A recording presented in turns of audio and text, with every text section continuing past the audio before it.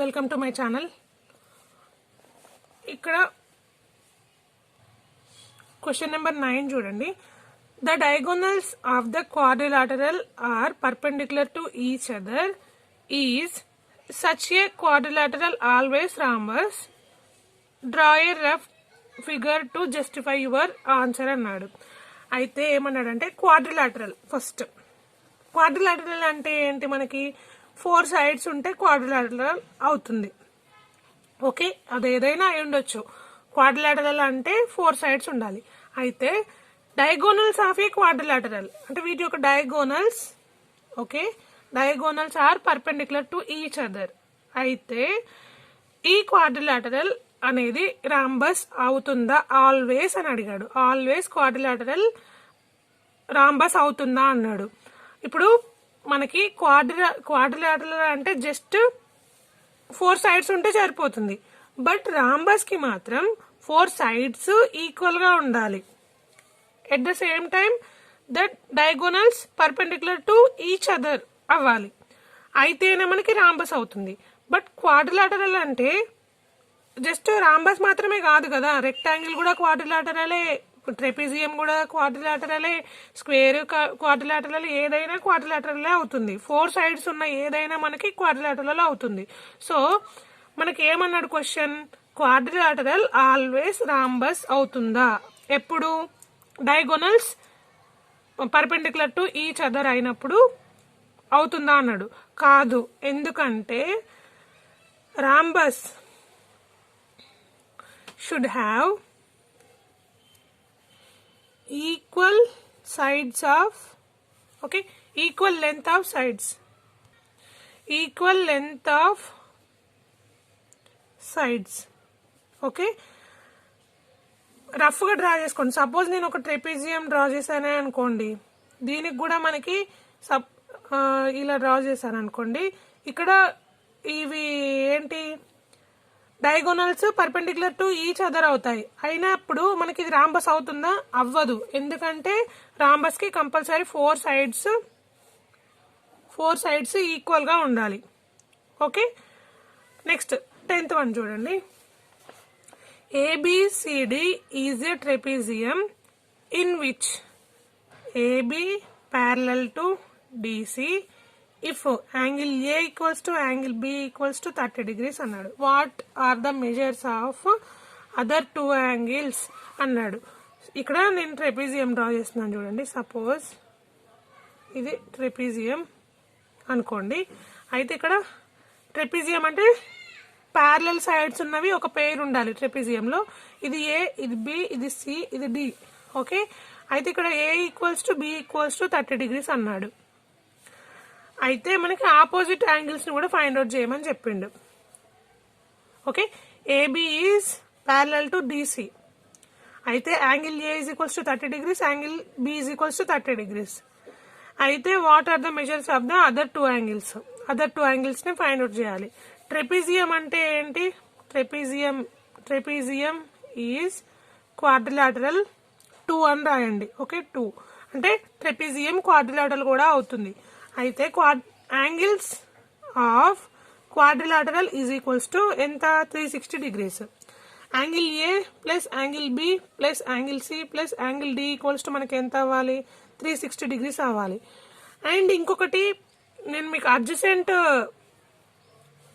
Angles are supplementary అనేది కూడా మీరు ఒకటి గుర్తు తెచ్చుకోండి. బట్ ఇది ట్రెపిజియంలో కాదు, అది ప్యారలలోగ్రామ్లో. ఓకే, అడ్జసెంట్ ఏంటి, అడ్జసెంట్ యాంగిల్స్ ఆర్ సప్లిమెంటరీ అంటే 180 degrees అవ్వాలి. అది ఎక్కడ అవుతుంది, మనకి ప్యారలలోగ్రామ్ లో అవుతుంది. ఇది ట్రెపిజియం.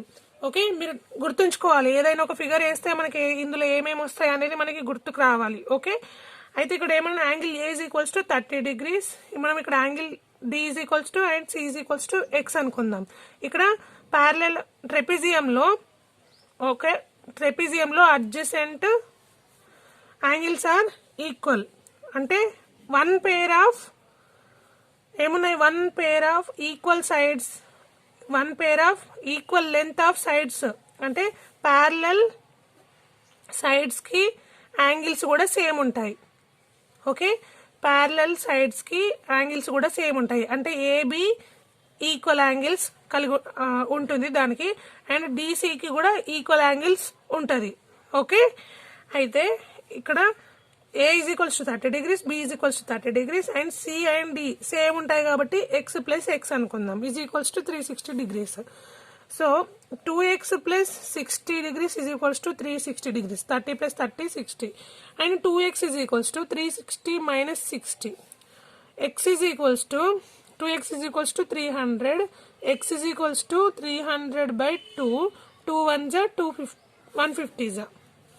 ఓకే, ఇది మీకు ఆల్రెడీ అందరికీ తెలిసిందే, సో నేను డైరెక్ట్గా చెప్పేస్తున్నాను. So X is equals to 150 degrees అంటే angle C is equals to 150 degrees, angle D is equals to 150 degrees. Okay, clear. Next 11th one చూడండి, ఫిల్ ఇన్ ద బ్లాంక్స్ అన్నాడు. Okay, first one, a parallelogram in which two adjacent sides are equal is A అన్నాడు. అంటే ఇక్కడ parallelogram అంటే opposite sides are equal ఉండాలి. And ఇక్కడ ఇంకేమన్నాడంటే in which two adjacent sides are equal అన్నాడు. Okay, two adjacent sides are equal అని అంటే ఫస్ట్ parallelogram అంటే ఆపోజిట్ సైడ్స్ ఆర్ ఈక్వల్ ఉండాలి. At the same time adjacent side అంటే సపోజ్ ఇది ఏ, ఇది బి, ఇది సి, ఇది డి అనుకోండి. దీనికి ఏది అడ్జసెంట్ సైడ్ అంటే ఏబి పక్కన బీసీ ఇలా ఉంటుంది కదా, దేనికి ఎందులో ఉంటుంది అని అడిగాడు.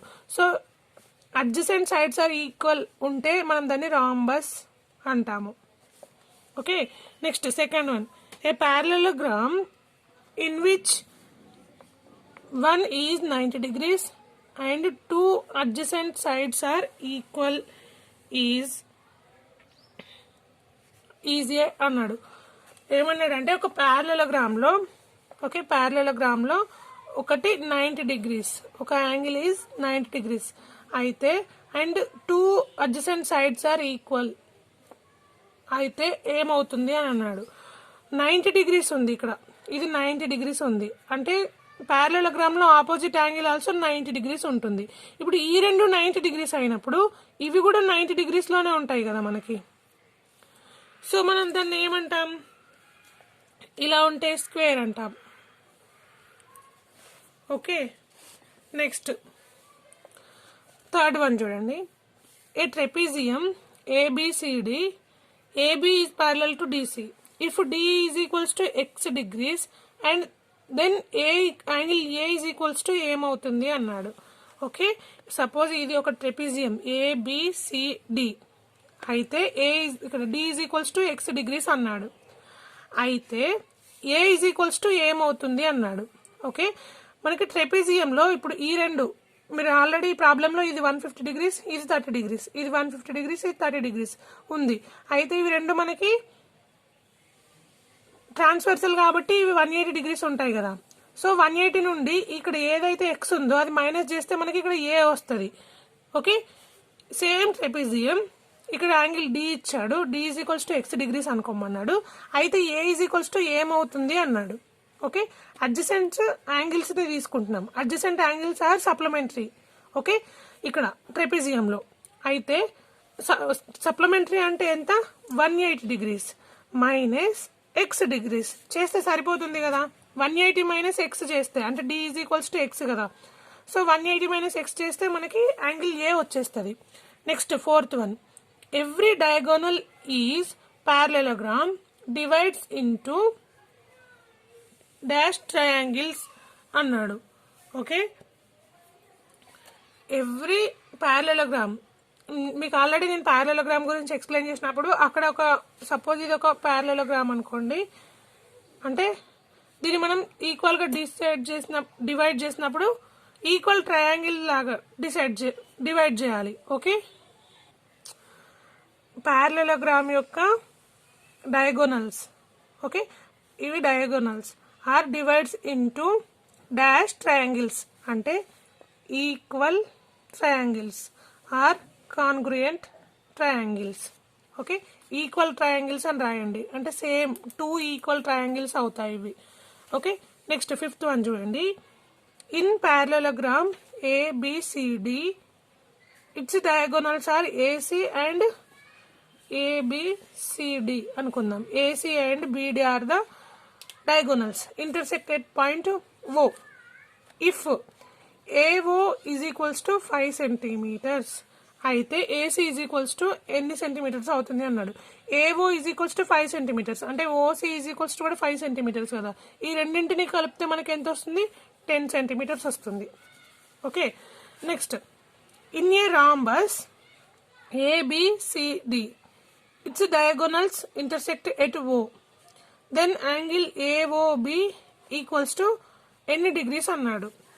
ఓకే, సపోజ్ ఇది ఒక రాంబస్ అనుకోండి. ఓకే, ఏంటిది రాంబస్? ఇక్కడే చూడండి, రాంబస్ ABCDలో ఇంటర్సెక్ట్ ఎట్ పాయింట్ O. ఇక్కడ ఏంటి? వీటి యొక్క diagonals intersecting at point O. అయితే angle AOB is equals to ఏమవుతుంది మనకి? ఇప్పుడు ఇలా ఉంటే మనం ఎన్ని డిగ్రీస్ అని తీసుకుంటాం? ఇక్కడ middle point 0 degrees. Okay, middle point sorry ఇది మనకి 90 degrees అవుతుంది. ఓకే, మనకి ఇక్కడ రైట్ యాంగిల్ అవుతుంది కదా, angle AOB is a right angle, so 90 degrees అవుతుంది. ఓకే, నెక్స్ట్ 7th వన్ చూడండి. ABCD is a parallelogram, then angle A minus angle C is equals to parallelogram. ఇక్కడ ఇది parallelogram కదా, ఇక్కడ angle A is equals to 90 degrees అనుకుందాం, angle C is equals to 90 degrees అనుకుందాం. ఏమన్నాడంటే angle A minus angle C ఏమవుతాయి? ఇప్పుడు opposite angles are equal. So ఈ రెండు ఈక్వల్ గా ఉన్నప్పుడు ఈ దీంట్లో నుంచి దీన్ని మనం మైనస్ చేస్తే ఏమవుతుంది? 0 వస్తుంది. So 0 degrees. Next 8th one.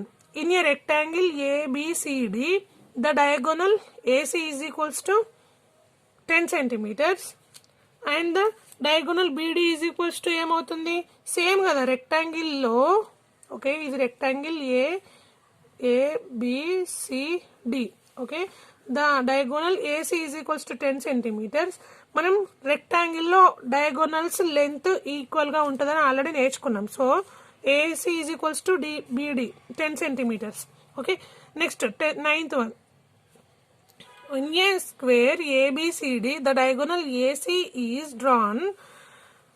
Then ఇక్కడ ఇది స్క్వేర్. ఓకే, స్క్వేర్ లో ABCD అయితే ఇక్కడ డయాగోనల్ ACని డ్రా చేసాం. అయితే ఇక్కడ ఏమన్నాడంటే యాంగిల్ BAC ఏమవుతుంది అని అడిగాడు. యాంగిల్ BAC ఈక్వల్స్ టు ఏమవుతుంది అన్నాడు. క్లియర్ గా చూడండి మీరు, ఇక్కడ ఇది ఒక ట్రయాంగిల్ అనుకోండి, లేకపోతే మనకి స్క్వేర్ లో ఇది 90 degrees, ఇది 90 degrees, ఇక్కడ 90 degrees, ఇక్కడ కూడా 90 degrees ఉంటాయి కంప్లీట్. బట్ ఇందులో మనకి ఏం అడిగాడు? హాఫ్ మాత్రమే అడిగాడు. 90లో హాఫ్ ఎంత? 45 degrees. Okay, clear. ఇంకా ఇంకొక రకంగా దీన్ని ఏమని రాయొచ్చు అంటే, ఇలా తీసుకున్నాం అనుకోండి, ఇది రైట్ యాంగిల్, సో ఇది 90 degrees. మనకి ట్రయాంగిల్ లో 90 degrees, ఈ రెండు ఇది ఈక్వల్. ఇక్కడ మనకు మొత్తం 180 degrees ఉంటుంది. సో ఇక్కడ 180/2 చేస్తే ఇది 45, ఇది 45 ఉంటుంది. సో ఇక్కడ 45 degrees అనేది మనకి ఆన్సర్. ఓకే, దీంతో మనకి క్వాడ్రిలేటరల్స్ చాప్టర్ కంప్లీట్ అయిపోయింది. నేను నెక్స్ట్ వీడియోలో పెరిమీటర్ అండ్ ఏరియా చాప్టర్ చెప్తాను. ఈ ప్రాబ్లమ్స్ కానీ మీకు అర్థమైతే please subscribe my channel and ఒక లైక్ కూడా చేయండి. Thank you for watching.